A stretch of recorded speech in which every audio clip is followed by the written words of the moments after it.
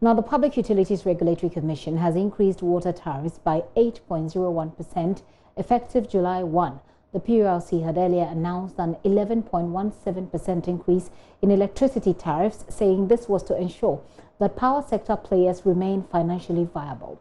This was met with some opposition from consumers as well as the opposition NDC MPs in Parliament's Mines and Energy Committee.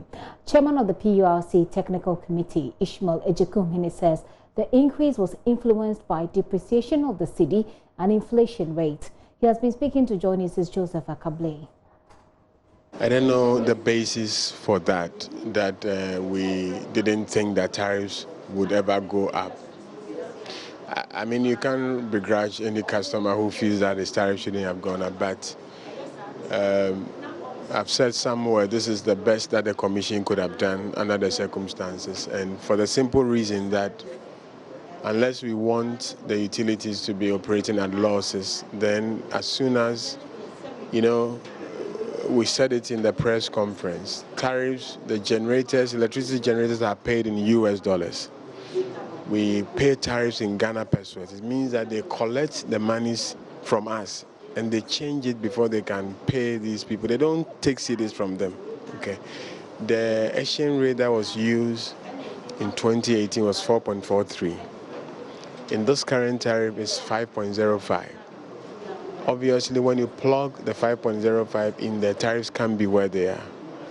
So that's a major issue. Inflation too has gone up because there are other cedi components that are also going up. So yes, having enjoyed a reduction in 2018, we are not surprised that consumers are not happy, but I think PURC has to always, like its acts and joins them to maintain a balance between the interests of the utilities and also consumers. If we don't keep that balance, we end up putting the utilities in a situation where we get to the point where they are unable to produce power and we run into doom. So we are also consumers. I also pay electricity. I mean, we've really struggled making sure that tariffs won't go up to the level where it will impact negatively on society. But the system, the macroeconomy is not stable, and unfortunately it has a knock-on effect on tariffs and things like that. So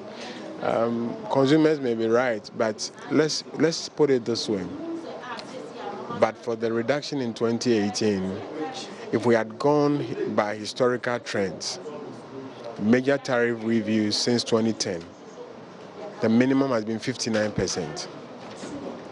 If tariffs hadn't been reduced averagely over 20% last year, and in 2018 tariffs had gone up, we would have been looking at an increase last year, and on top of that we could have done this year as well. So, and in any case, the 2018 tariff, the reduction and even the increment is not even up to the 2018, pre-2018 level. So that's how I believe consumers should see it and realize that just as the cost of everything that we are doing in this country is going up, electricity production is also gone up, and unless government has money to pay subsidies, then it has to be passed on to consumers. But we are told that in February, just before, when you're supposed to announce it, it had to be held on. We understand that there was a bit of renegotiation of the gas prices. Didn't that do much to have held on to this particular increase? The input we got from the negotiators actually went into the determination as well. What this means is that, but for that, we probably would have been paying more than what we are paying now. So yes, there was some input from the negotiations, and the figures that we got from the negotiators were we plugged in. Is this a fair tariff for the power players? And I'm talking about Gridco, for instance, because we know that they had asked for 95%, about 95% increase in tariffs.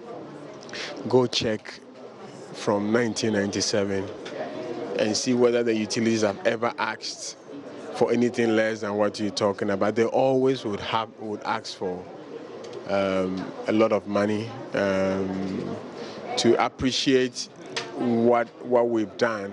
If you go to the PURC website, you see the proposals as submitted, and just quoted Gridco's. Yes, we have determined what the PURC considers to be the prudent cost. Okay, so it doesn't really matter what the utilities were asking for. The money that we've given to them, we believe should be enough to cover their total revenue requirement for the 2-year period that the tariff has been set up.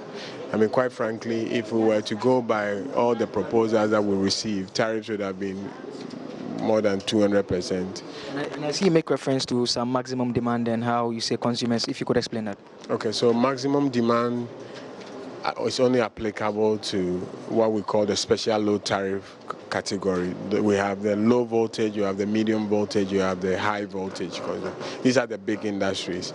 Their tariffs were in two parts. They pay the energy charge, which is measured in kilowatt hours, and then they pay the demand charge, which is also based on what we call kVA.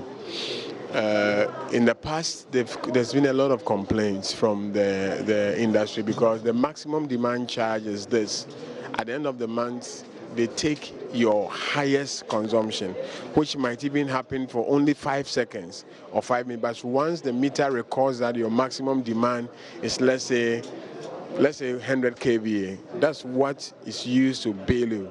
Okay, so if you look at the 2018 tariff, there were two components when it comes to the SLT. Okay, so the Commission has converted all of that into energy charge. So now that problem that they were complaining about is no longer going to be an issue. That has been taken out. We've done the numbers. We know that it's going to help those categories of consumers bring down their energy costs. And at the same time, also making sure that the utilities are getting the revenues they need. So that's the... So if you're not using a maximum anymore, how do you compute it now? Okay, so we've converted that into energy costs. Okay. So you notice that if you look at that category, their tariff is not 11% increase, it's higher than that. But it's because we've scrapped the energy charge and converted the maximum demand into kilowatt hours. So they are paying more than 11.7%, but at the end of the day, they're going to make savings. You also made reference to an order that you had given the Ghana Water Company, and you said they had complied, for which reason you decided to restore the tariff. If you could just explain that. Yeah, so you recall that last year, we said that Ghana Water was supposed to, because they had shut down the Befesa plant, which is the desalination plant, and we had actually the tariff that was approved for them included that. Okay, we ordered that they should reduce the tariff by that magnitude until they start running the Befesa plant. So that's what they've started doing since I think beginning of June, and we've been there a couple of times. So because that was the tariff they were entitled to with the Befesa, we reinstated that, and then because electricity tariff is also going up, and that accounts for about 40% of their cost of business. We've adjusted their tariff by another 8%. So that's what we talked about.